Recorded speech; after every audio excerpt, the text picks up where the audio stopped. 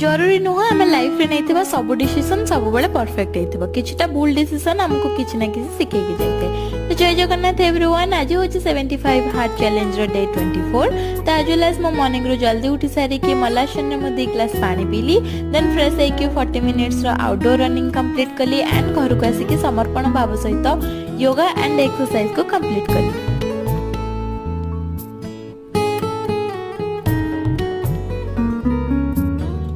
मोर breakfast finish करनेली तापरे then nap नै सारिकी मु आज लंच समस्त सहित मिसिकी करथिली।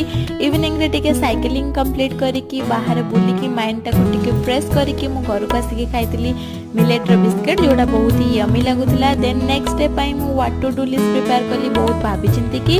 देन मु मोर डिनर कंप्लीट कली एंड गोटे ग्लास क्षीर रे मु मोर दिन गली शेष। तो रात सोया को जिया पूर्व गोटे पॉजिटिव थॉट माइंड रे नेकी सुंतु। जय जगन्नाथ। जरूरी नुह